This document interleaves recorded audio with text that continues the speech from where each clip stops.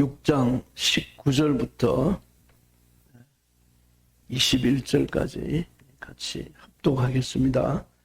너희를 위하여 보물을 땅에 쌓아두지 말라. 거기는 좀과 동록이 해하며 도적이 구멍을 뚫고 도둑질하느니라. 오직 너희를 위하여 보물을 하늘에 쌓아두라. 거기는 좀이나 동록이 해하지 못하며 도적이 구멍을 뚫지도 못하고 도적질도 못하느니라. 내 보물이 있는 그곳에는 내 마음도 있느니라. 아멘. 여러분이 본문을 읽으면서 그 내용을 좀 느꼈는지 모르겠는데 누구를 위해서 하라 그랬습니까? 너희를 위하여. 아멘. 너희를 위하여 하라는 겁니다. 너희를 위하여. 한번 따라합시다. 너희를 위하여 보물을 땅에 쌓아두지 말라. 근데 사람들은 그렇게 안 하죠. 이스라엘 사람들에게 지혜를 모았다는 그 탈무드에 이런 내용이 있습니다. 어느 왕이 세 친구를 두었습니다. 그런데 이 왕이 어느 날 그 세 친구는 이런 친구입니다. 여러분은 어떤 친구들이 있는지 한번 생각해 보십시오. 한 친구는 안 만나면은 죽고 못 사는 친구입니다. 매일 만나야 돼요. 두 번째 친구는 간혹 가다가 만나는 친구입니다. 만나도 되고 때로는 안 만나도 되고 그런 친구입니다. 세 번째 친구는 만나나 마나 하는 친구. 간혹 가다가 1년에 한두 번씩 만나는 친구입니다. 여러분은 어떤 친구들이 있습니까? 이 비유가 참 저도 참 교훈이 되고 도전이 되는 게, 그리고 이 왕이 죽었습니다. 죽어서 보니까 뭐라고 이제 이 친구들이 오냐면은 자기가 죽고 못 살았던, 안 만나면은 안 되는 그 친구는 흔적도 보이지 않습니다.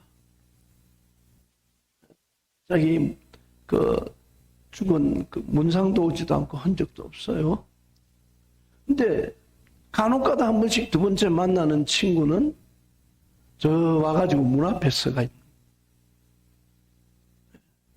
근데 이 왕이 천국으로 가는 그 길에 끝까지 동행해주는 친구가 하나 있었어요. 그게 누구냐면은 만나도 되고 안 만나도 되는 1년에 한 번씩 만날까 말까 하는 그 친구였습니다. 근데 첫 번째 친구는 죽고 못 사는 친구라 했죠. 그 친구가 누구냐면은 돈이라는 친구입니다. 두 번째 친구는 가족입니다.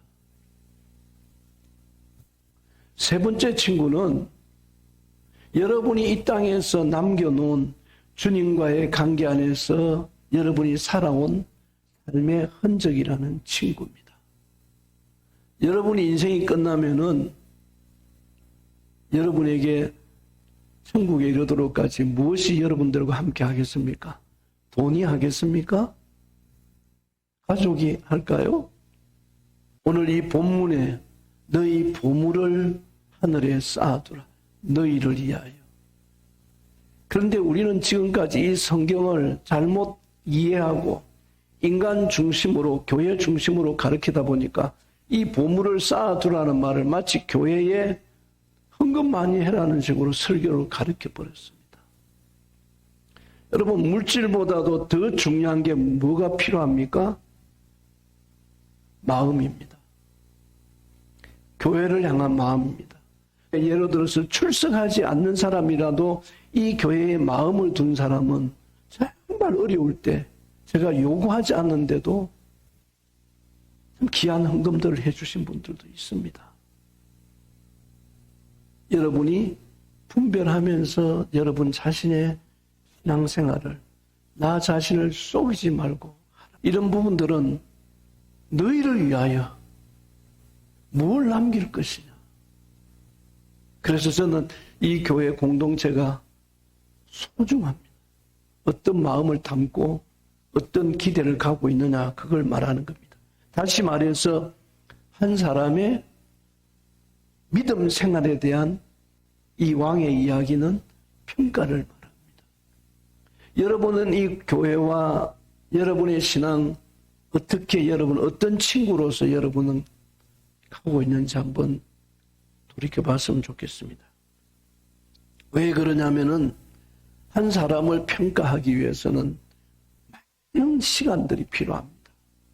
그런데 그 시간 속에 많은 시간을 한다고 해서 좋은 평가가 나오는 것은 결코 아니라는 겁니다.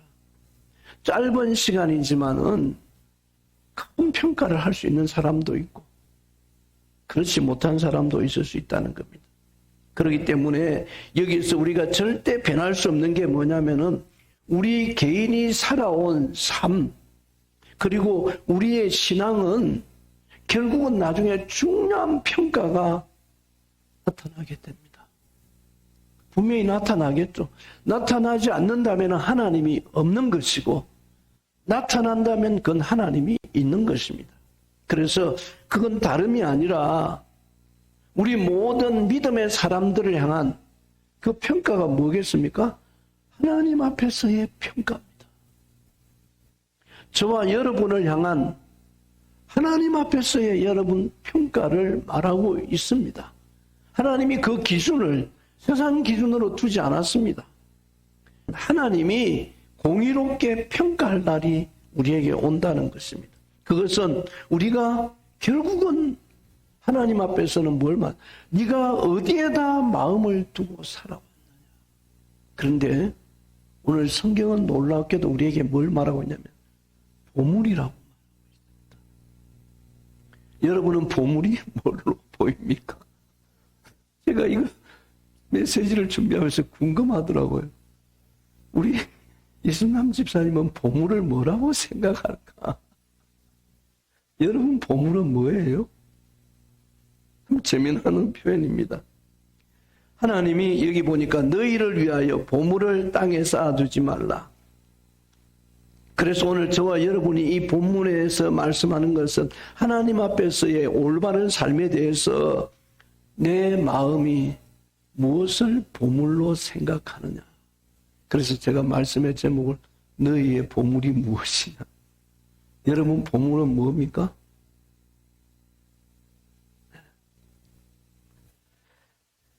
내가 어디에다 가치를 두고 쌓아놔야 되는, 내가 무엇을 보물이라고 생각하느냐에 따라서 거기에 뭐가 있느냐. 나의 삶의 방향이 있고 목적이 있고 거기에 내 모든 가치관이 있다는 겁니다. 여러분 가정이 보물입니까? 교회가 여러분에게 보물입니까? 첫 번째는 이 보물에 대해서 뭘 말하냐면 저와 여러분의 올바른 복음적인 가치관을 제대로 가져야 된다는 겁니다. 이건요, 교회라는 단어는 에클레시아, 분리된 무리라는 뜻을 말하고 있습니다. 세상과 구별되어진 거룩한 무리들을 말하고 있습니다. 세상 사람들과 같이 사는 게 아니라 다른 가치관을 가지고 살아야 됩니다. 분명히 거기에는, 그래서 그 세상 사람들과의 다른 가치관을 가지고 살려다 보니까 사람의 뜻대로 사는 게 아닙니다. 하나님의 뜻, 내가 하고 싶은 것보다, 내가 좋아하는 것보다 하나님의 뜻을 앞세워서 살아가는 그 삶의 흔적이 공동체와 함께 나타난다는 겁니다. 우리가 그리스도인이건 그리스도인이 아니건 땅에 발을 붙이고 살아가는 것은 어느 누구나 자명한 사실입니다. 우리는 이 세상에 살면서 서로가 부대끼면서 뿌리를 받고 살아가고 있습니다. 그런데 하나님이 말씀하시는 것은 여기서 뭘 말하고 있냐면 그들과 너희는 살아가는 가치관이 다르다는 것입니다. 이제 이 앞장 6장에 보면은 그렇게 말씀하고 있습니다. 이 산상설교에 대해서 말하고 있는데 그 유대인들이 잘못된 신앙에 대해서 말하고 있습니다. 금식을 할 때에 종교적인 행위를 말하고 있습니다. 여러분, 아무리 금식을 많이 해도 그때뿐입니다. 가치관이 제대로 복음적으로 갖춰져 있으면은 금식을 안 해도 금식을 40일을 100번 하는 사람보다 더 좋은 삶의 영향도 있을 수도 있습니다. 물론 금식을 하는 사람이 없다는 건 아닙니다. 금식을 해서 복음적으로 회복되면 좋겠죠. 그래서 놀라운 것은 예수님이 산상설교를 하면서 제일 먼저 가르친 게 너희들이 사람에게 보이려고 그들 앞에서 의의를 행치 않도록 주의하라. 그게 뭐예요? 자기를 속이는 자가 되지 말라는 거예요. 사람 앞에서 의의를 행하려고 그거는 이미 뭐예요? 보물의 생각이 다른 데 있다는 겁니다. 마치 가룟 유다와 같이 6장 1절에 이 이야기를 하면서 기도할 때에 그 기도에 대해서도 말씀하고 있습니다. 성경의 두나니 눈이 밝은 사람은 복음적인 가치관을 바르게 가지고 가라고 말하는 것이 아니라 가려고 선택하는 겁니다. 하나님이 빛을 비춰주니까 많은 사람들이 선교사로 가려고 헌신을 합니다. 우리나라처럼 살기 좋은 나라가 어디 있습니까? 여러분, 교통 발달되어 있죠. 문화 발달되어 있죠. 의식주 발달되어 있죠. 생활 발달되어 있죠. 아프리카에 가면 어떻습니까? 완전 미개인입니다. 왜 갑니까? 하나님이 그걸 보물로 보는 사람은 하게 되어 있습니다.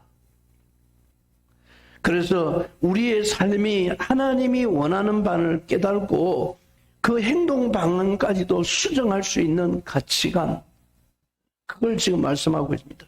그런데 우리는 이 올바른 가치관, 하나님이 부르신 가치관을 잃어버리고 세상 사람들과 똑같은 가치를 추구하고 마치 신앙은 버릴 수 없기 때문에 그렇게 살아가는 그 모습을 통해서 너희를 위하여 하나님이 그런 것은 없다는 것입니다. 만약에 여러분 예배를 드리는 사람에 대해서 한번 말씀해 볼까요? 어느 분이 예배를 빠졌습니다. 주일날 빠졌어요. 그래서 목사님이 물어봤습니다. 그 청년한테 왜 빠졌냐 그러니까 사실은 제가 친구하고 약속이 있어서 빠졌습니다. 근데 목사님이 그러면은 어떻게 주일날 빠지느냐 그러니까 이 친구가 하는 말이 청년이 아니 목사님 내가 친구하고 약속을 해놓고 그리스도인으로서 친구하고 약속을 어기면 그건 옳지 않지 않습니까? 그렇게 이야기를 하는 겁니다. 그러니까 목사님이 하는 말이 너는 어떤 기준으로 살아야 되는지 모르느냐? 약속을 왜 주일날로 하느냐? 여러분 이거는 우리가 그냥 쉽게 들을 이야기가 아닙니다. 그런 사고를 가진 분들이 교회를 20년 30년 다니는데도 그런 사고를 가진 분이 너무 많습니다. 집안에 무슨 일이 있다고 주일 빠져버립니다. 물론 특별한 경우는 주일날 완전히 교회에 오라는 말은 아닙니다. 특별한 사정이 있다든지 부득불 못 오게 될 때는 빠질 수도 있습니다. 그런데 중요한 거는 거기에 예배 안 빠지고 그 약속을 좀 미뤄도 되는데 그 약속을 우선시하고 살아가는 가치관 때문에 그렇다는 겁니다.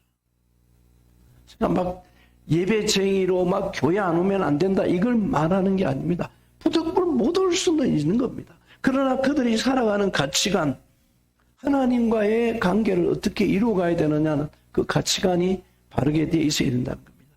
무디 선생님의 설교 중에 아주 중요한 이야기가 하나 있습니다. 그게 바로 뭐냐면은 이민단이 그 목적지를 향하여 가다가 조난을 당했습니다. 무인도에 도착했습니다. 그 당시에 배에 싣고 갈 때는 식량도 좀 있었고 또 식량도 하다 보니까 씨도 생기고 이렇게 했는데 그렇게 살다 보니까 어느 날 그 무인도 섬에서 보물을 발견한 겁니다. 보석을 발견했습니다. 사람들이 보석 캐는데 혈안이 돼버려가지고 농사 짓는 걸 잊어버렸습니다. 씨앗이 다 말라버리고 보석은 있는데 농사가 먹을 게 없는 겁니다. 여러분, 우리가 세상을 쫓아가다가 지금 제가 말한 것처럼 그 왕이 천국 가는 길에 돈이 나를 따라오는 게 아닙니다. 가족이 따라오는 게 아닙니다. 저와 여러분이 어떤 가치관으로 살았냐, 하나님 앞에서 어떤 의식을 가지고 살아왔느냐는 그 기준은 너무나도 중요하다는 것입니다. 이 세상 친구들에게 자기의 관심과 가치가 있기에 하나님과의 약속을 잃어버리고 살 것은 정말 온전하지 못한 가치관이라는 것을 말하고 있습니다. 두 번째는 뭘 말하냐면 삶의 이제 방식입니다. 내가 살아가는 삶의 방식입니다. 아무리 하나님을 향한 올바른 가치관을 가지고 있다 하더라도 우리의 삶의 모습이 하나님의 영광을 나타내지 않는다면, 저는 종종 여기에 대해서 여러분에게 꼭 말씀드리고 싶은 거는요, 나는 생각으로 신앙생활을 한다는 것은 그건 자기를 속이는 겁니다.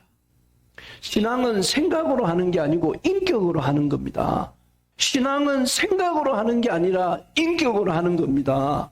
마귀는 스스로를 위안하는, 자기 스스로를 위로하게, 심리적인 용어로 말하면 자기 방어적인 신앙입니다.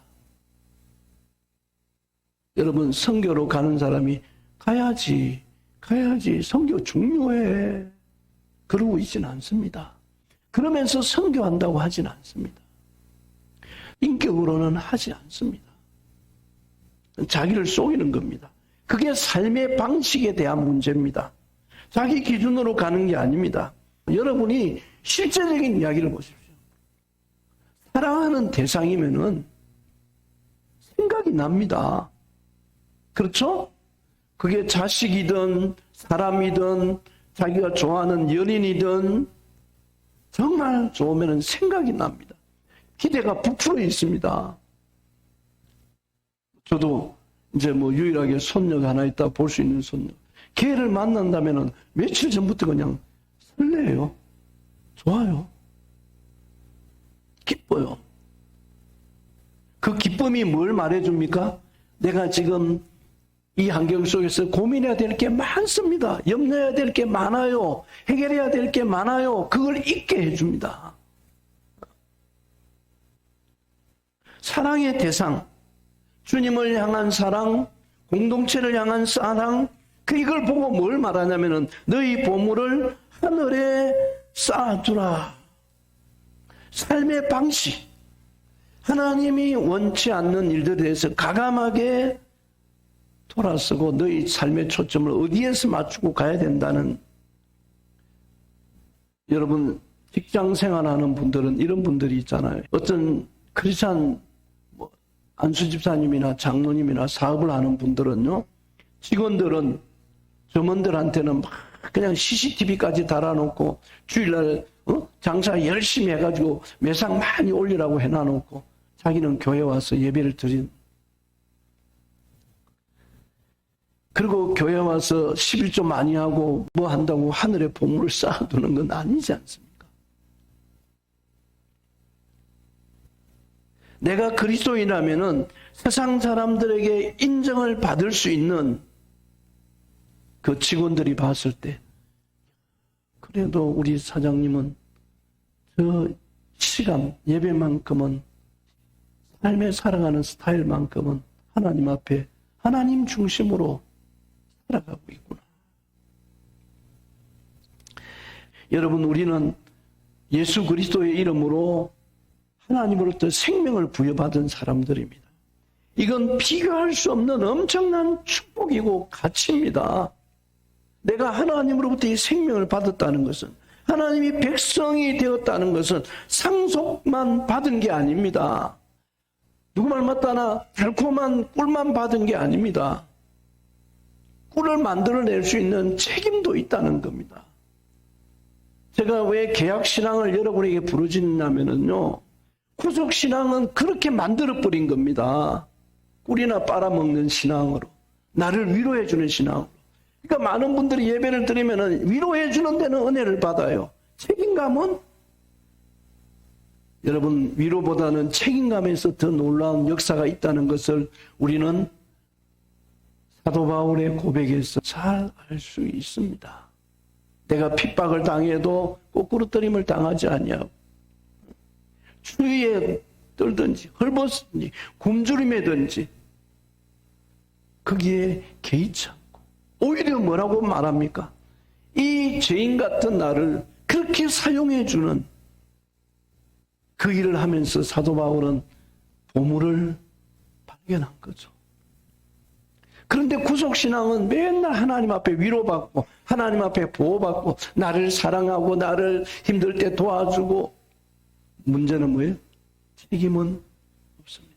이 공동체도 마찬가지입니다. 여러분 이 공동체를 섬기면서 하나님 앞에서 우리에게 진정한 책임감에 그래서 썩어져가는 구습을 쫓는 옛사람을 벗어버리라. 새로운 삶으로서 나아가야 될 의무. 그래서 여기 너희를 위하여 보물을 하늘에 쌓아두라. 하나님이 모르던 그 시절에 우리가 속했던 그 삶의 방식을 아직도 버리지 못하고 이제는 한 걸음 한 걸음 세워나가라고 주님이 말씀하셨습니다.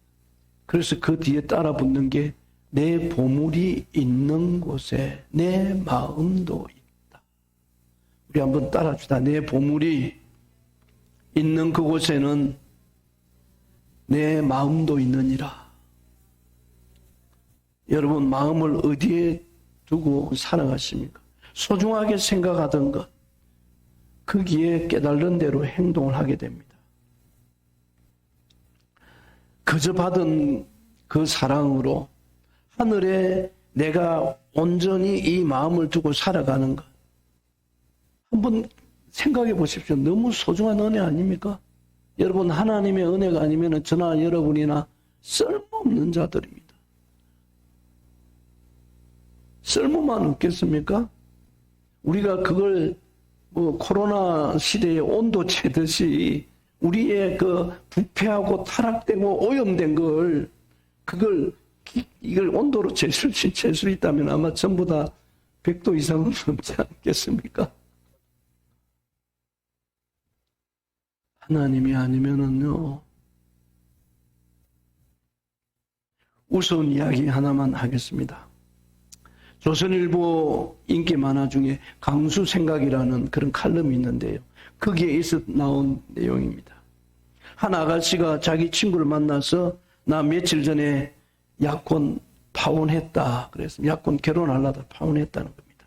언제? 그러니까 일주일 전에 파혼했지. 시원치 않아서 파혼했다는 겁니다. 그런데 그 친구가 가만히 보니까 여전히 그 남자친구가 해준 다이아몬드 반지는 손가락에 끼고 있더라는 겁니다. 야, 너 왜 반지 아직도 끼고 있니? 그 여자의 대답은 아주 아이러니했습니다. 나는 다이아몬드에 대한 애정은 변함이 없어.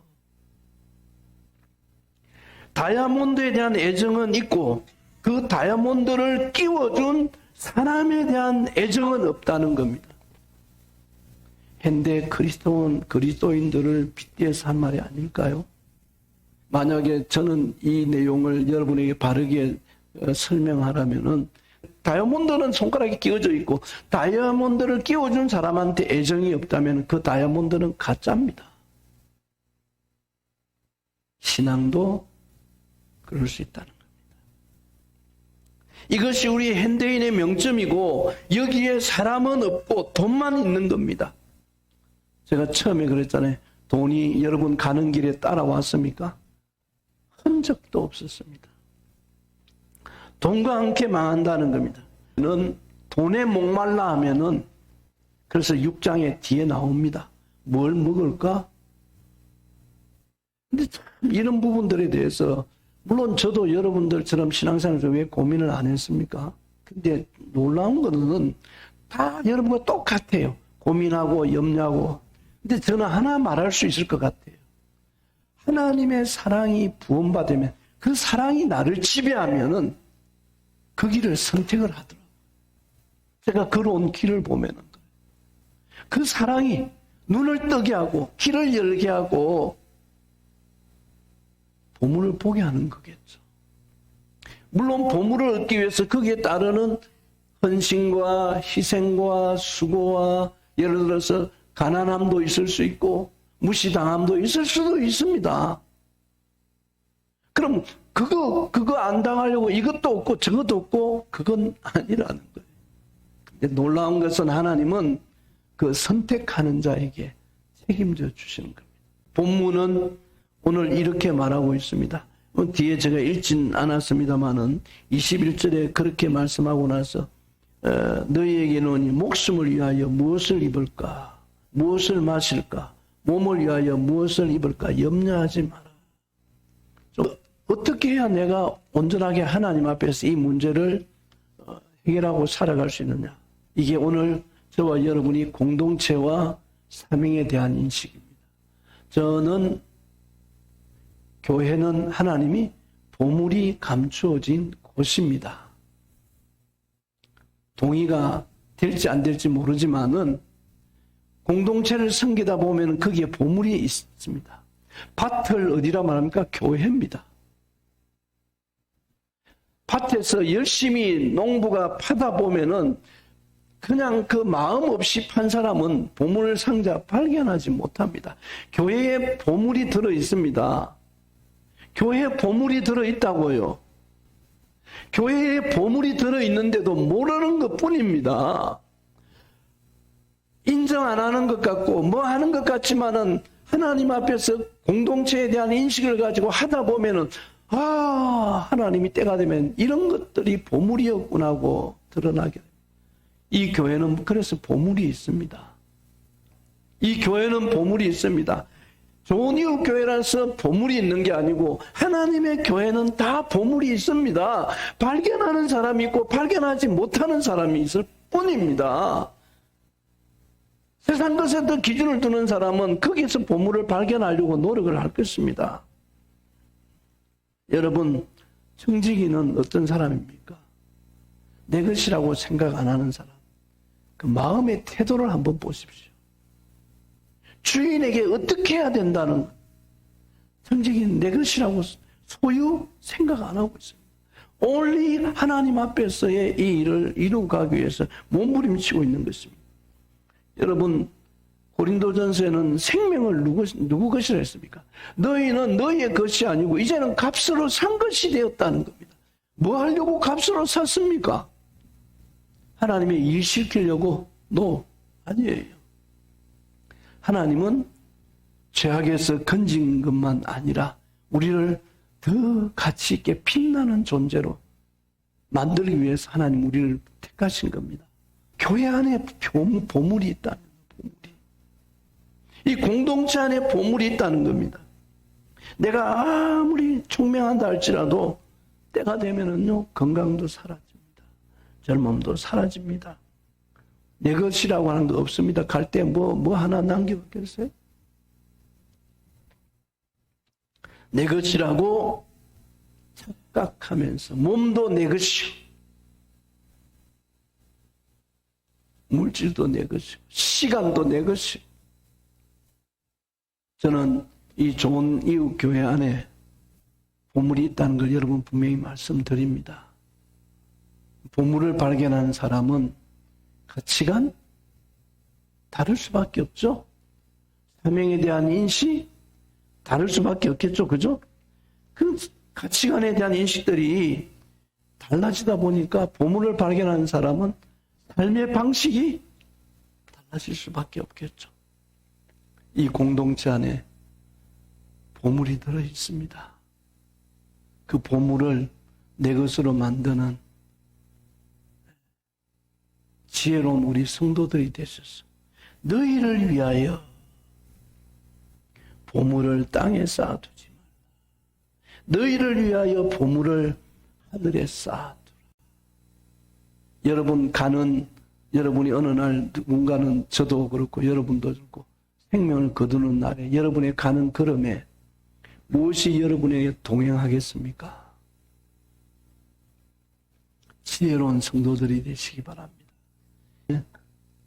이 공동체 안에 보물이 있습니다. 발견하는 자의 것입니다. 기도하겠습니다.